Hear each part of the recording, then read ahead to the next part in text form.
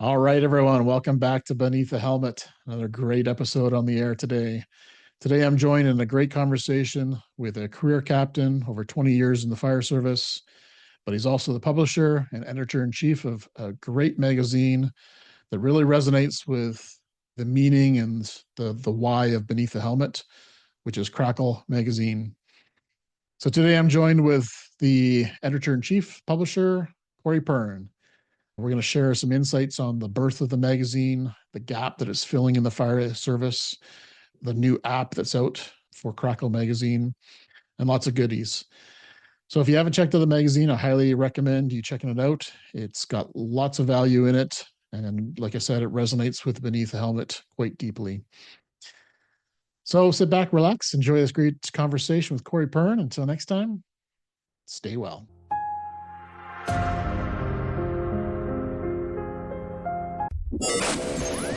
It's time to ignite your soul and unlock your full potential. Join us on Beneath the Helmet, the podcast exploring firefighters' health and wellness.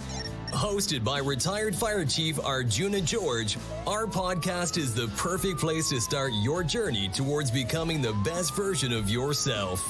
So come on, let's join the conversation and find out what sets your soul on fire. All right, welcome back to the show, everyone. Beneath the Helmet, Season 2. I got a very special guest on the air today.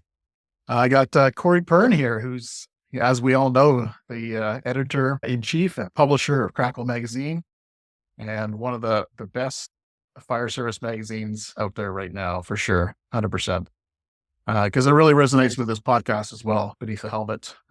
So welcome to the show. Yes, thanks for having me. Awesome. So Kory, tell us a little bit about who you are as a person and kind of your background and what led you to being a publisher in a Sure. magazine for the fire service. Yeah, I think I took the long way around, to be honest, to get here.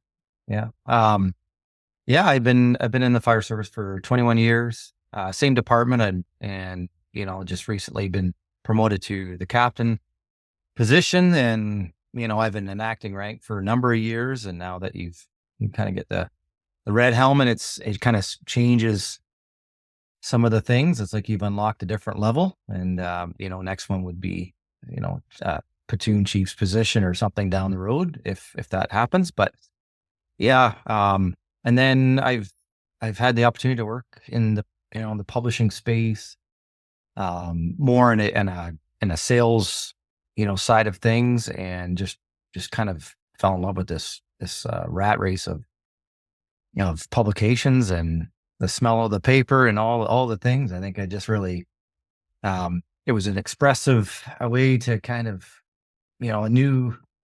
something I guess I was missing. I think, just in the being creative and trying to keep, kind of unearthing where industries need to go. It doesn't matter what industry you're in. I think it's the same challenges. And then, having an opportunity to kind of get back in working with firefighters, which is kind of what I've done since I've been hired, and in this capacity, is something that's kind of, it's been,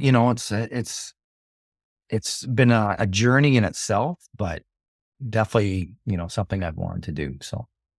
Awesome. Yeah. Yeah, it's quite the journey going from, like you say, it's a bit of a pivot while you're still doing the fire service, acting as a captain, to being an editor of a magazine. So that's quite the full plate you have, for sure. Yeah. I knew it was going to be a lot of work, and I completely underestimated like how much work it was going to be. I think it was, you thinking, I knew I could get a magazine off the ground. I figured, I could kind of visualize what it was going to look like. I could, kind of see the blueprint of articles and how that was going to kind of speak to us as firefighters. And then, but it's how it's growing, kind of get on that world stage, and just, the little things that kind of take your attention, which we were just kind of talking about. And so it's really just trying to navigate all that and making sure when I am in my office, I am effective. I'm not wasting my time and, and moving in the direction that I want to go. Yeah. So as a new captain, what are some of the things you've learned that you weren't expecting when you jumped into this new role? Anything that kind of screams to you? Immediately it was the fact I'm not driving anymore. I think that, Yes. because as you're acting as an acting rank, you drive and, you're back on the floor. So that was kind of an immediate thing that it was kind of like, kind of hit me, Mhm. Um, yeah. And I think you just, yeah. And then we have a couple stations, and when you're the senior acting rank, you're always at I would say the busier hall for us. And now I'm kind of spaced, through the different stations. So, which is nice. I didn't see that as a thing either, to be honest. So some things were, it's all good. It's, Nice. it's, Go. it's Yep, logic. for sure. This is the next step. So. So what was the influence of starting this magazine? Was there a birth time that happens like, whoa, this gap needs to be filled Sure. through this magazine CRACKYL? How do I do it? When was that birth time? Can you think of a specific time and place and event or whatever that looks like? Sure. Yeah, it's kind of a long answer, to be honest. I think a lot of different things were affecting me and kind of building this without me knowing it in a Mm. lot of ways. So I had some health scares, almost lost my life to basically heart failure. And that had its own world of, slap in the face, get your shit together type thing and figure this out. Um, and kind of a second chance type feel. The other side was on a business practical side, or where my attention goes. I had pitched a lifestyle and health magazine years ago. Um, and it never went anywhere, and I sat on it. And so there was that. I had an inkling to do this. And then I needed the courage to do it. And so the timing had to be there. I think, so a lot of things had to happen on kind of a personal level, just in the, can I do this and should I do this? Like, whether you can, it doesn't mean you should. And then, so it was like and then it's like, who am I to start this? And why do I think I can get this off the ground on my own? Like, I didn't have savings for this. It's all off, building debt. Um, it's all been on my own financially. And I still lose money pretty much every time I publish an issue at this point. And it's so, but the greater good is that, this is something that I feel was festering. And then losing people at work. I had a close friend that committed suicide. He was actually one that I was kind of working with to build out what CRACKYL would be. I had, chiefs that retire and, financially secure, beautiful family, all the things that we think we're going to get when we retire, and then to be gone, and massive heart attack and gone. So it just seemed like everywhere I went, it was either, I wouldn't say dead ends, but they were kind of asking more questions than I had answers. And it was like, enough's enough. I can't, it doesn't make sense to keep having the same things happen. And everyone just kind of going like, well, that's, have no answers. And it's like, that's just not good enough. It's never going to be good enough. And I, as far as the background and things, I just have life experience. I just have, I'm not the one that's educated in these fields to give the answers. And, so I have to find them. And I think that's kind of what CRACKYL is. It's an exploratory, it's more of an idea or a kind of a movement than it is papers and graphics on a paper. It's something where it's just really, something has to change, because we can't carry this load that we're trying to carry. We can't. And the other side of it too is, it's fun being a firefighter and doing this publication because, my moral compass is in line with my brothers and sisters, and just what is actually going to, affect us today. If you read an article, do you get what's it going to change for you? And if it doesn't, then what's the point of doing it? Right. So I think that's been kind of the discovery of, trying to stay relevant and not get watered down, where it's, you know, getting into the weeds of certain things politically and stuff. I'm really, I've made so many friends, and just, I think it's just timing was there for this too. Love it. And I didn't realize we were going into a pandemic when I started CRACKYL as well. And, and I was able to work underground for a year to build out what it would look like, what the magazine would be, build my team around me, my editors, my designers, and kind of build it out of thin air. And so no one was expecting me to be at trade shows. Nobody was expecting me to travel. So it was kind of I used the space that I was given to create it. Love it.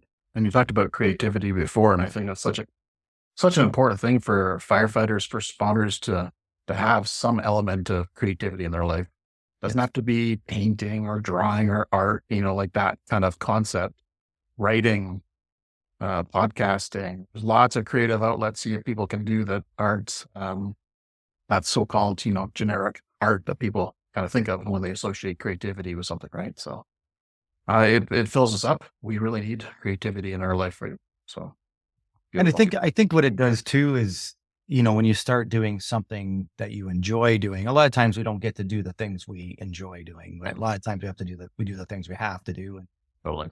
And I think when you can kind of dive into something that is kind of, something you needed, I guess, whether it's that creativity outlet or it could be just expressing yourself in certain ways. And it really does kind of unlock, that part of you that we suppress, I think.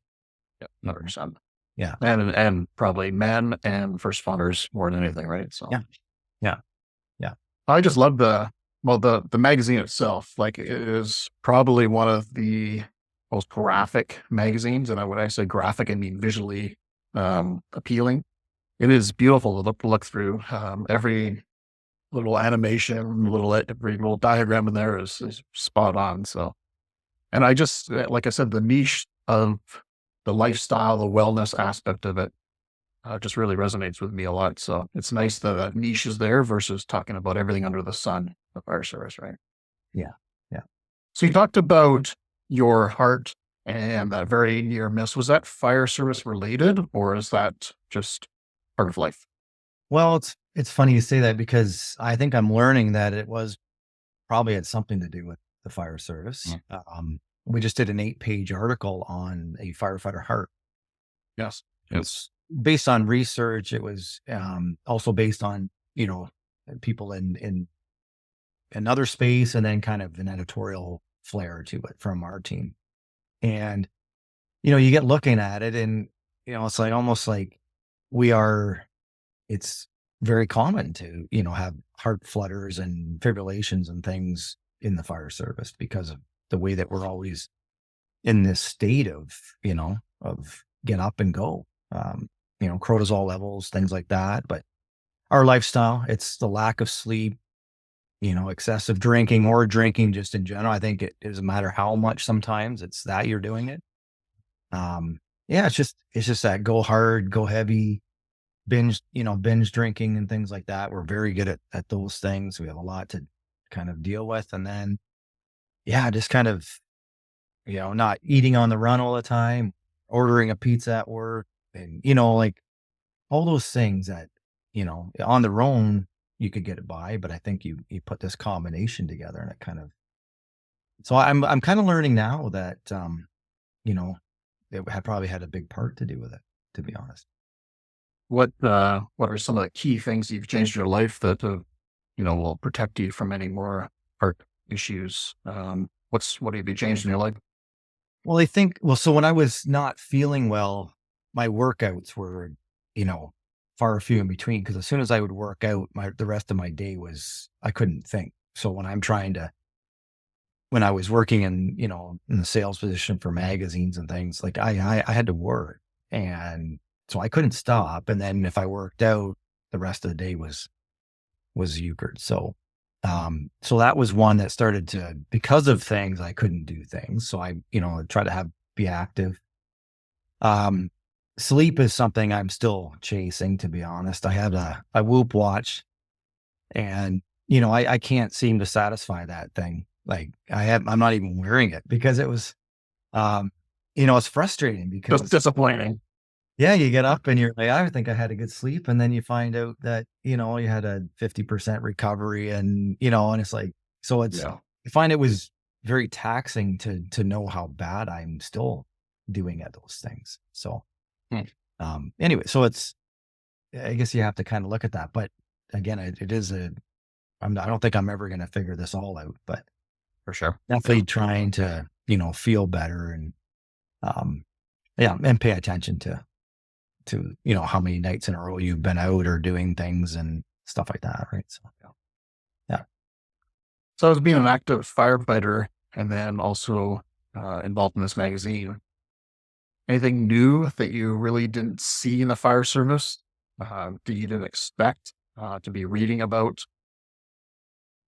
Even though you're in the fire service right now, but now you've been kind of introduced to all these people across the world in different aspects of their stories or their knowledge. Anything new that's you've learned over the last couple of years of being in the magazine and in the fire service at the same time? Yeah. I mean, one thing that as you're asking, the first thing that comes to mind is that it doesn't matter how big the department is that you're coming from or where you work. It doesn't matter how many calls you do. I find that we still have the same problems. Like it seems so relevant to, and obvious that it's just the fire service is connected in so many ways, whether it's personalities and things. I was suspicious of that, but definitely, as I've been meeting new people and going, it's like, and as people are talking more and sharing more, you're finding that, yes, we have a lot in common. And it doesn't matter where you work, what side of the border you work, or in the world, really, in a lot of ways. So that was kind of interesting to kind of see that. And then just kind of exploring the whole side of vulnerability and kind of learning, that to just the, being sensitive or not being okay, it's okay to not be okay. But again, it's like, what are you going to do about that? And then that becomes kind of a dive in itself to figure out what that means to you as, as we're all different. As much as we're all very similar, we're all very unique and we are different. So, I think that's probably the biggest thing is that, and that's kind of given me confidence because when I ask somebody for something or I need something or an article, or I know that they're going to resonate with what I'm asking because, it doesn't matter what size department they're from and all those things. Like I said, like they're going to say, we have that problem or I've had that problem. So it gives me a lot of courage to kind of be able to ask for things that I feel that we need to be discussing. Yeah. Well, saying that, you have such an inside knowledge of the fire service now with different perspectives. Where do you see the gaps in the fire service right now that we really need to start looking at and paying attention to? Yeah, I think there's departments and cities that are doing a great job in whether it's even peer support programs, could be fitness programs, could be peer support programs, could be all kinds of different ways for community building and within the the fire departments and things. And then so I think we need to there has to be more connectivity still between our departments and our leaders. I find that, people feel they have to start something from scratch and there's already somebody doing probably what you're doing in some ways. And I think that's where we could do better. We need to stand on the shoulders of each other, I think, and not start over every time when, and I think we are still reactive to a lot. We need more money and mental health and support and benefits and things like that. That has to be, I don't know how we change that collectively. But firefighters need access to help. So, and I think we also need to, it has to be more of a maintenance program. I think, sooner we can get continuity with our new firefighters and get kind of where their headspace is when they start in the fire service and what they're doing, how are they managing themselves, what's their family like, how are they coping? And then, as they evolve, you know, you could have 10 years track record of how they've changed or, and seeing different patterns, right? So Well, I think that's where we need to go. And I think we do need to start seeing the patterns. I think right now we're throwing darts at what we think firefighters have and need. And I think that's a big part of what CRACKYL means to me now is really diving in to find out what is affecting us. And the only way to do that is to ask. I think it's to ask our firefighters what they want, what they need. When do we ever get asked what we want? Yeah. We're always told what we want. And on the flip side, need, like you said, need, not just want, but need. Yeah. Need to function, need to be a high performing public servant. We need this support, right? So yeah. And so I think that's where we could grow collectively as a fire service. And there's definitely moments happening, and they're becoming more frequent in different trade shows and different conferences popping up, different organizations popping up, getting therapists and, psychologists into the fire departments and on a serious, not something that they did and everyone gets a pat in the back. I think it has to be a defined program, and something that's really sustainable, and makes sense. It can't be fluff. It has to actually do what it's supposed to do. Yeah. Not collect dust on the counter. Yeah. And we have to have psychologists that are trained to deal with first responders. And that's something that has to happen. They have to farm these people out that are interested in psychology, but then specifically in emergency services, right? Which is that seed's been planted, but when will that grow? Right.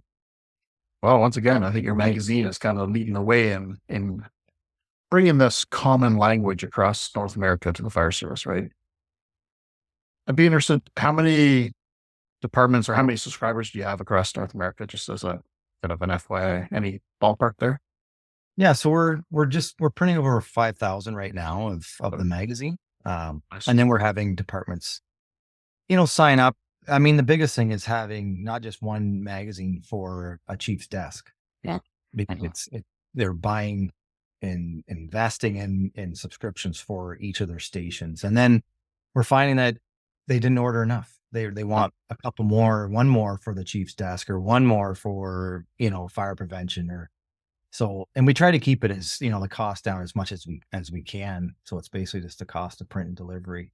And then, that's how we're growing. And, it's been incredible to see these, for me being Canadian and having larger metropolitan departments sign up for 60 stations for CRACKYL, and like every station in New York, EMS and fire get CRACKYL magazine. Wow, that's awesome. It goes through their internal mail. It's not mailed to them. It's through their own foundation, which is incredible. Which is absolutely, like, that to me was a moment. I'll say to my wife, I'm like, today there was a moment today, and so I try to resonate and absorb those things. But I want it to grow organically. I think, there's paid media and there's different things. I want this to be as pure as it can get, and I think the longer it takes to get there, the better I'm going to get it when everyone is on board, hopefully someday, that we're getting it right. I think it's growing at the rate that makes sense. Yeah. That's sustainable, right? That's the key, right? I'd be curious, is there someone that you've interviewed over the time of CRACKYL that just stands out to be as like, wow, that changed my life, that interview? Anyone stick out for you? I guess yes and no. I think there's nuggets of everybody, and some, like, if it's a celebrity, I think in some ways it's not really what they're saying. It's just that they agreed to meet with us. And, I had Dennis Leary on our cover for 3 issues ago, and, or 2 issues ago. And, he's turned everything down, like as far as anything to do with this, just because he's busy and, stuff like that. And even his people were just, we don't know why he said yes to you, Wow, let's go. and it's like, so, and it was like, okay, well then now I can't screw this up. That's that was how I was kind of looking at that. But so that was a big moment, in that capacity. It was, again, it wasn't what he said. It was just that he was just willing to be part of what we're doing and, having those opportunities. And then there's, the different people, everybody that's been on our cover has meant something to me in some way, shape or form. Some more in the inspirational side, some more in the, you know, what do we think firefighters would want? Our last issue had our editors of our leading publications, and it was the first time that they've ever done anything like that. And how did that happen? Where was the birth of that? Was that your idea, or how did that come to fruition? Yeah. Actually, it's something I've been sitting on for probably just over a year. And I just didn't know what they would say. Yeah. I didn't know if it was a good idea. Yeah. Yeah. And very cool. And then I wasn't sure, but then as time's gone on and the conversations that I've had, as I've met them all individually, I'm just like, these are amazing people, and just, wouldn't it be cool to kind of get, unite and take a stance together for firefighters, and, and it ended up being like just a really cool piece, I think. And I thought, Dennis Leary was cool for firefighters, on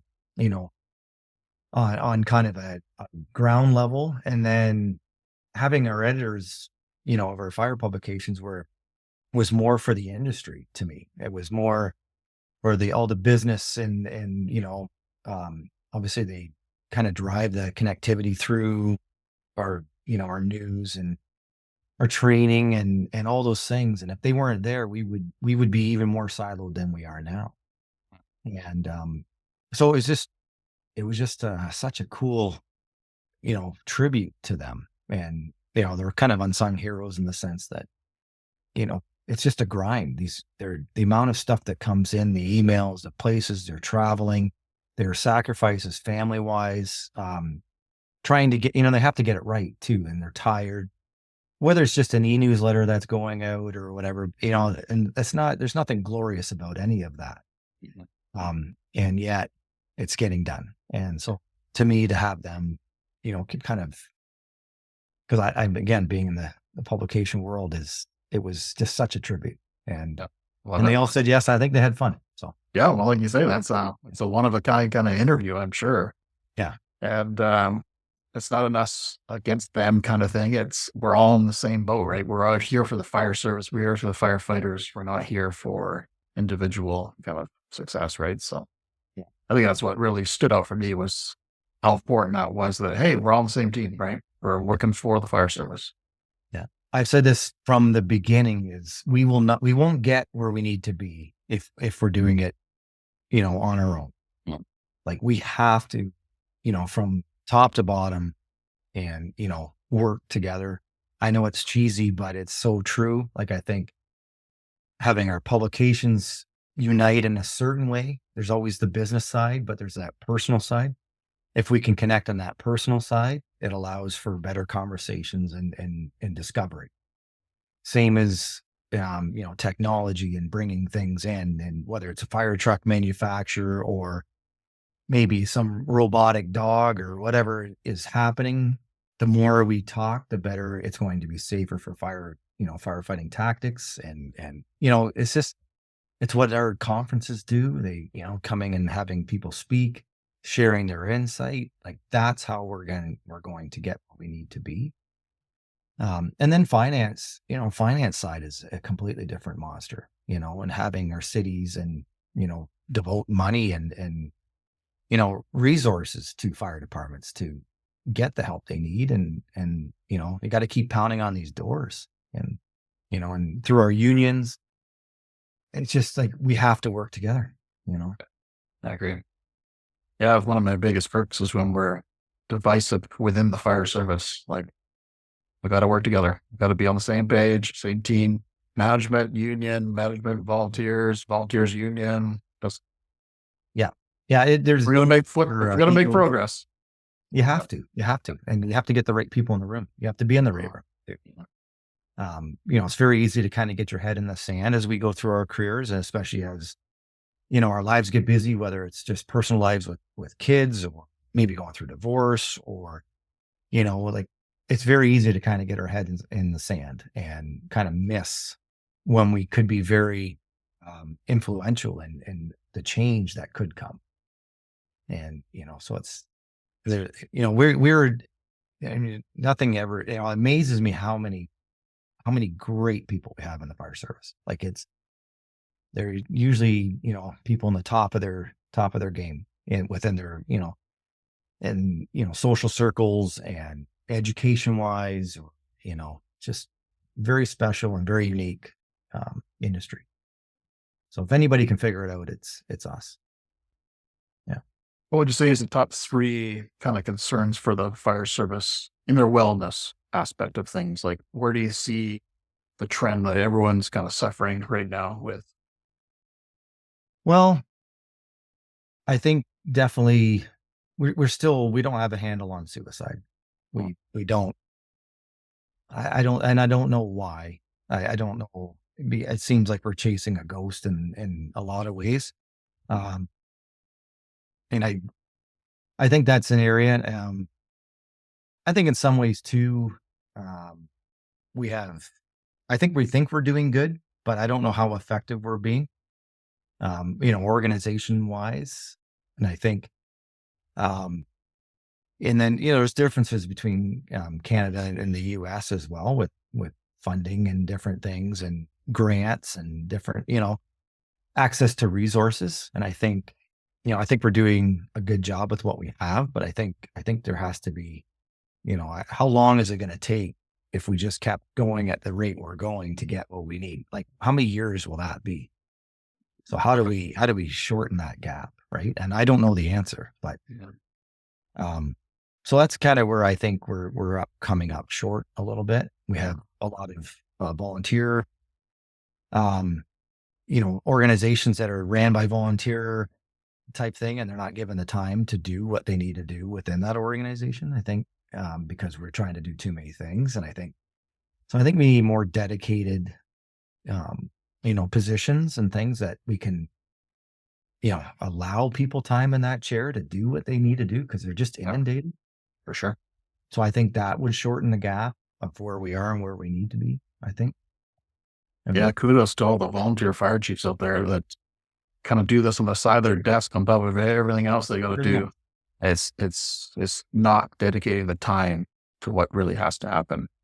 But unfortunately, it's just not enough hours in the day for them, right? So yeah, I totally agree that support, resources, staffing, it's all, but financials is probably number 1 for sure. Yeah. Yeah. And I mean, things are getting done, but, I think it's their personal lives that will be taking the hit, especially. So, who's looking out for them? Right. And back to your a couple of questions ago, you talked about, keeping stats, keeping records of how we're doing in progress. And right now, Canada especially, our stats are not great for suicide, for mental health claims, all that. It's very hard to find that kind of information, right? So, yeah, I think that's definitely an area we could. I know there's lots of people working on it, but still more. Yeah, a lot of work. What was the biggest hurdle for you for getting into this niche and breaking this? Because a lot of the magazines are talking about tactics and strategies, and any big hurdles that you had to get across that this is not a strategy and tactics magazine. This is not talking about AutoX. Very different. Yeah. Any kind of hurdles you had to climb? Yeah, I think, the hurdles I had were before we built it, I think. to make sure. I mean, I've said it from the beginning. There's no point in creating a magazine that is similar to what we already have. There's no point in doing that.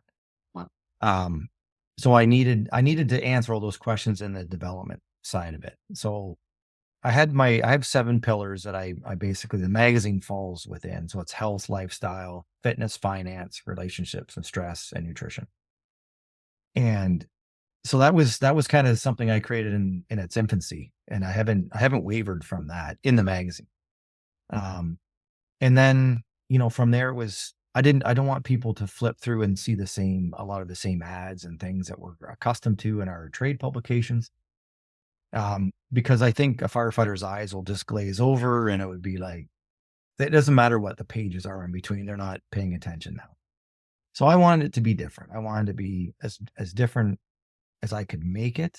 And like, I call it a chew toy for firefighters. So it's, in order to do that, we have to resonate with the firefighter. Right. So, and then, even the name, having it sit on your coffee table, I wanted it to be a conversation piece, and not scream, "I'm a firefighter," and things like that. Cause you're probably going to tuck those things away when company comes over. So I wanted it to be able to be left out.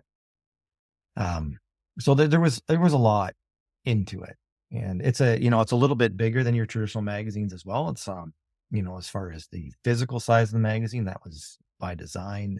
It's more costly to print, but it was something that I wanted it to be different.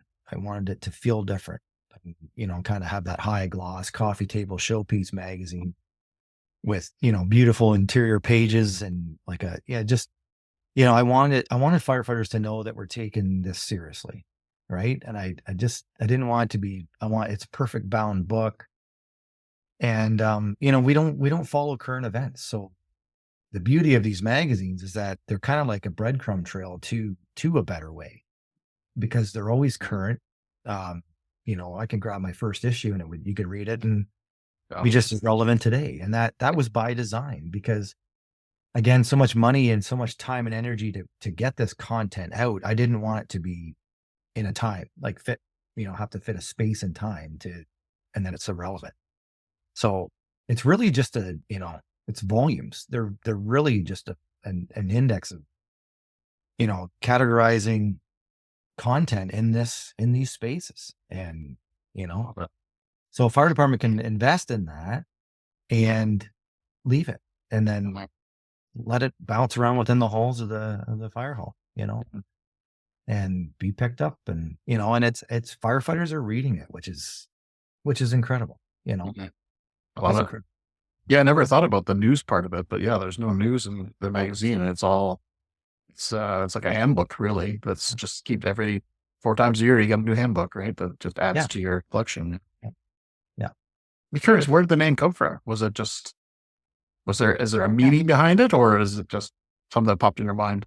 Yeah. Well, it was something that I just kind of pictured, what would resonate with firefighters, and, when you're kind of in a house fire and you can hear the crackling from a fire, you can feel the heat, but you can't see it. And I think that's just kind of a moment, because you're listening for where you're going to, which way you're going to go type thing. And so I just think firefighters can resonate with that quiet kind of crackling fire and knowing that you got work to do. It's cool. So that was the name. And then the why, I kept saying, when I was explaining CRACKYL, is like, we're trying to build an immune system for firefighters, is what's kind of the essence of this publication, or what CRACKYL is. And so then I, kind of looked up immunity, and I was looking at, different ways. Anyways, it's kind of in the shape of a Y. So I end up bringing the Y into the name, and then the underscore being kind of an amber color. It's like a traffic light. We're trying to keep firefighters in the green, or the caution, and not the red. So yeah, that's very cool. And we know we're not going to keep everybody in the green, and life is, a moving target. Things happen, but it's really, just kind of learning how to bend and not break, things like that. So like, it's just, that's what the masthead, and that's what that's cool. Yeah. So the magazine is amazing, but there's also something that's just equally as amazing, if not more accessible to a lot of people, and that's the app. Yeah. Tell us a little bit about the birth of the app, and what different features are in that versus the magazine, or Sure. Yeah. So we, we wanted to create an app. I thought it was a couple years away from actually being able to do this. And, um, anyways, but, we have been able to kind of get our first version of our app, and, kind of have it surface and it's available. And it's right now it's, really just kind of getting our content into, we say, put your health on your home screen type thing. And that's what we're doing at this point. I wanted to meet firefighters where they are. So opposed to kind of logging in here and there, I wanted it to be with them, and then have access to it. So when you had 10 minutes or 5 minutes, maybe instead of doing TikTok or scrolling through mindless things, which is great. I do it all the time. But maybe you would check out something and that type of thing. So, Yeah. and then we're launching our second version, very soon. So it's going to kind of unlock a different feel to it. So it's definitely a work in progress. I'm extremely proud of it. And kind of out of the gate to build these things is a lot of time and energy, and kind of rallying people that kind of see your vision, I think, is part of it as well. So it's free. We just want to encourage people to download it and just wait and have us kind of unlock different things as we get going. And there's a lot of things coming. And even by the end of this year, it's not like there's a year in between each of our versions. Like, we're talking months in between, whereas it's going to change and evolve. So what's different in the app than the actual paper magazine? Is there different content or just the same content, just maybe not as much? yeah, so the content will be changing as we go. Right now, it's the first version is really just kind of an easier read or easier way to read and consume our articles. And then we'll be adding kind of a gamification side to it, where it's getting points and things as you're reading and consuming and following you along with, is kind of what your journey is. And that was really kind of important to me. So you can kind of see at a glance what your interests are and things, more of a dashboard type. So it could be like, you could be, more interested in relationship articles. It could be parenting, could be generational trauma, could be, different things. But then, like, I find, being 21 years in right now, I think I'm more interested in the financial side of things right now. Like, I was trying to, as I'm, kind of projecting coming out of the, my years and figuring out that exit strategy. And so I find that my interests are kind of leaning that way, and we would see that. So, and then as we see those trends, we'll know basically, 20, 22 or 21 year firefighters typically, if the trends say it's financial, then we can go and get more financial support. Well, Right? Like, that's kind of the idea. We can have something we've never had, I think, is what's exciting to me. And that carrot that is dangling in front of my face is like, how can we, I think, in order to have, or to do better than we've ever done, we have to have things and tools that we've never had in order to unlock those things. And I think that's kind of where my head is at. Yeah. So what's next for CRACKYL? You talked about the app, had some improvements there and some changes there. Anything else happening with CRACKYL that's you want to share with the world? Well, it's just, everything's just it's just more and more of all things. So, we just help, the Fire Cancer Support Network with their cancer 10-year, white paper, on cancer best practices. So as a firefighter, what can you do? And then as a fire department, what can you do for your firefighters? And extremely proud of that, collaboration. I can see definitely more of these opportunities coming. So, to have a look out for those moments and those things. Yeah, and just really trying to, stay true to what I've been saying is working with people, working with organizations. And I don't have to do this on my own. I just have to be in the right room. And I think that's kind of how I look at all of this. and it's just really I'm just going to keep showing up and see what comes down the pipe. So, but I think, as far as CRACKYL too, we're working on a new website and stuff right now. Again, to try to have a better experience. So I think in order for us to consume this content, we need to do it in a way that's not offensive or abrasive. It has to be easy. Asking firefighters to put an app on their phone, that's a big lift, like that's a lot. And, again, I keep saying, I'd rather you have it and not like it or never need it than to just, not just try it, like that's kind of where I'm at. And same with the magazine. I'd rather you read it and say, I don't like it than to not read it or just think it's another firefighter cookbook. It's something that you will learn and you will share. And maybe it's not for you. That's the other thing is we're having people, that kitchen talk and say, I just read an article on that, and literally grabbing the magazine and handing the magazine to somebody. Like, to me, that was the vision of, it was always, can you imagine if, or you walk into a firehouse and you see, go to the bathroom and then like, there's a magazine on the toilet. That's when you made it, Yep, exactly. When you made it to the bathroom, you made it success. Yeah. Nice. Yeah. And it's, I see it moves around, and I know it's being, consumed. So yeah, just really trying to stay relevant. I think, and stay to the formula that we've created. I want it to be a nice experience for our firefighters. I don't want them to feel inundated. I don't want them to feel exposed. I want to be very considerate and thoughtful to the people that we're trying to help here, and not frustrate them. That's all. Yeah. What does Kory need more in his life? What additional support do you need personally in your own life that you're seeking? You need some further supporting. Good question. I think, trying to really, I think less is more, as I think I'm starting to learn that. What I need, I don't know. I think more sleep, mentioned that one. But I think definitely listen to my body more, and not be pulled in so many different directions all the time. But I mean, as far as that work-life balance and starting CRACKYL was, they can throw that out the window, because No such thing. Yeah.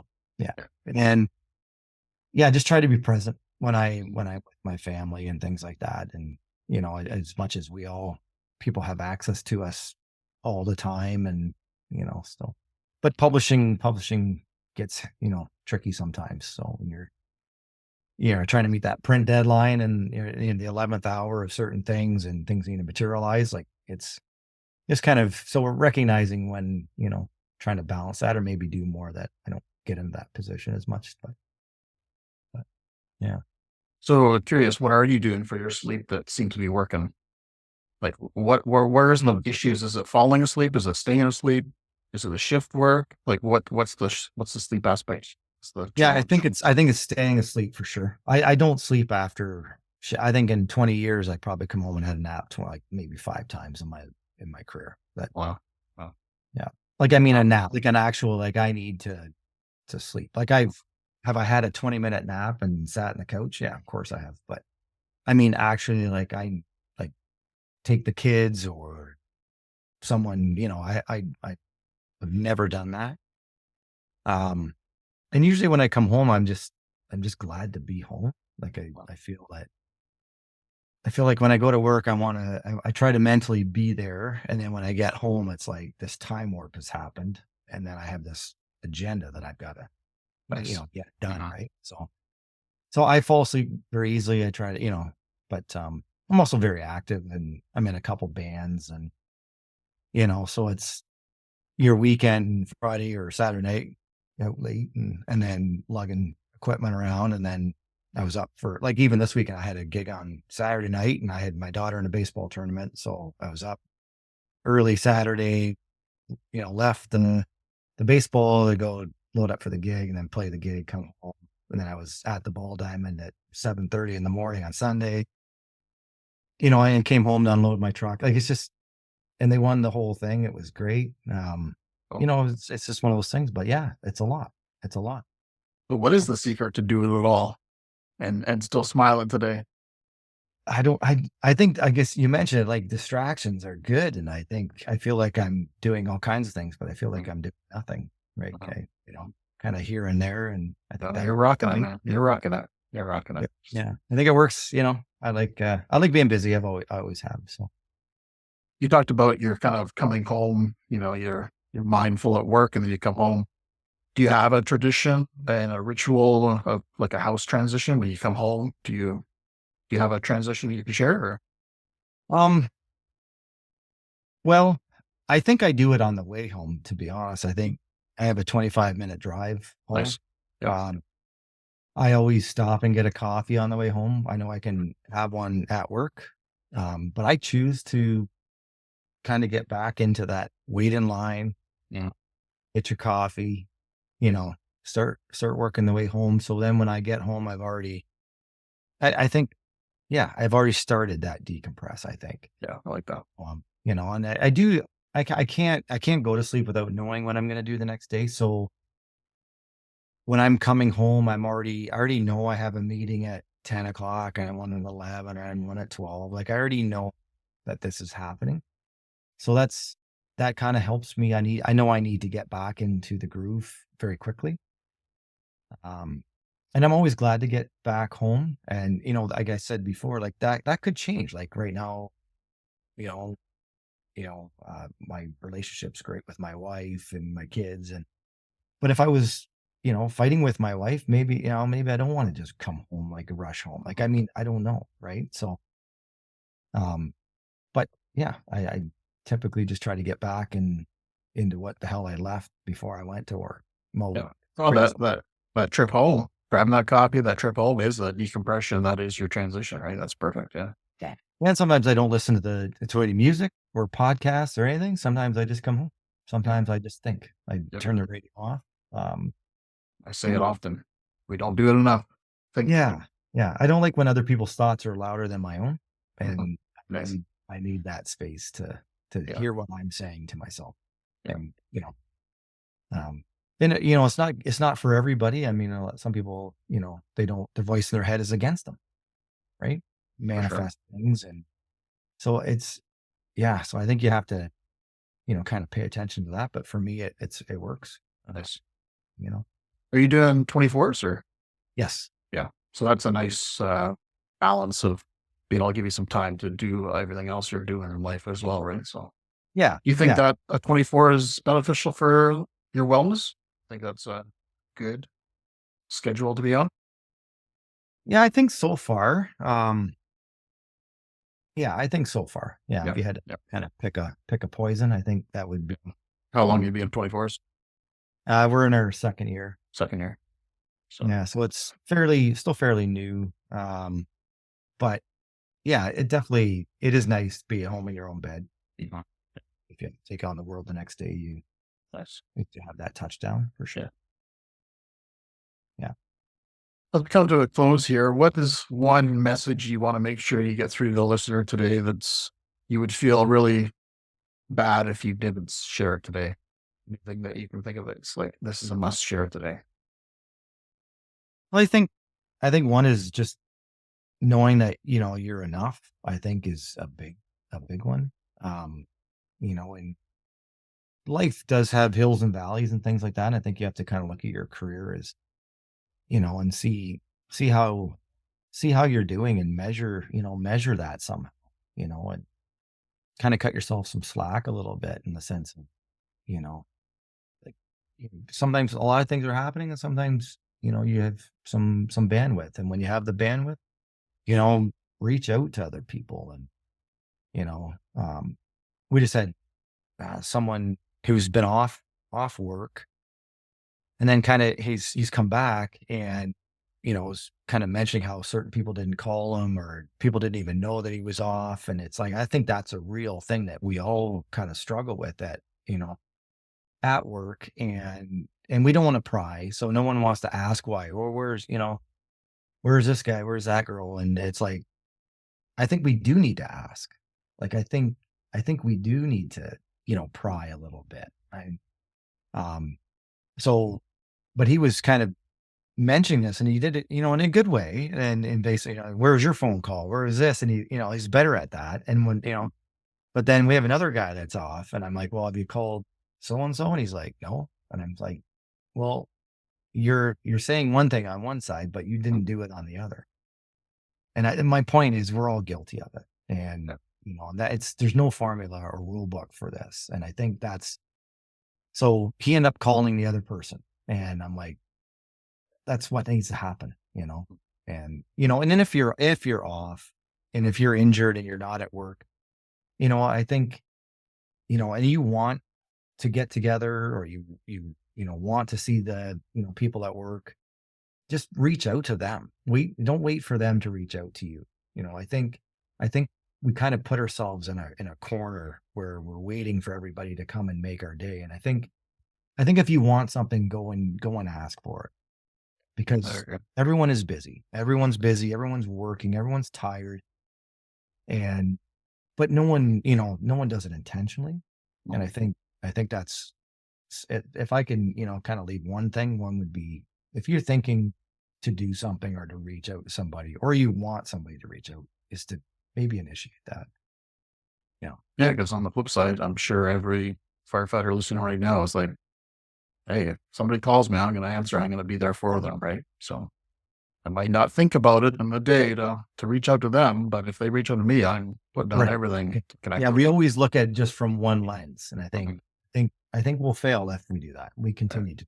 Yeah, nice. I think full circle to the beginning of the podcast is talking about being connected, right? And learning from each other, right? So being connected is probably the ultimate key to our wellness, right? We all need human connection. So, yeah. Beautiful. So how can people learn more about CRACKYL Magazine? How can they learn more about Kory? Any links or resources you want to share with the audience? Yeah. Our website would be the easiest way to kind of get, access to all our articles and past issues. And people want to check that out. It's just an email address. I think that kind of unlocks the whole, library and stuff that we have. I encourage people to check it out. As far as the app, that's on Apple and Android, Google Play. It's available there. It's free. And then, as far as reaching out, LinkedIn, you can find me on LinkedIn, that type of thing. So I try to be very active, looking for people to write articles. We have a big content program going on right now. So we're looking for, everyone, whether it's a firefighter, one is telling a story, to someone in the space of helping firefighters, whatever. So yeah, we definitely encourage to reach out, and we want as many voices as we can in our publication. Is there a theme or a topic that you're searching for, but you haven't found the person to share it with yet, or is there anything that pops up for you? Nothing off the top of my head, but it's definitely, we don't know what we don't know. So I think that's kind of beautiful. Yeah. Well, Kory, it's been a pleasure. Great magazine once again. Great work your team does. Kudos to you for doing all this. Kind of along the side of your desk of being a firefighter, right? So kudos to you, and everyone listening, be sure to check it out. It's a great publication. So awesome. Thanks again. All right, everyone. Until next time, stay well. Thank you for tuning in to Beneath the Helmet. We hope that this podcast has provided you with valuable insights into the world of firefighters' health and wellness. Remember, caring for your physical, mental, and spiritual well-being is crucial to achieving optimal performance. Join us next time on Beneath the Helmet for more inspiring conversations. Until then, stay well.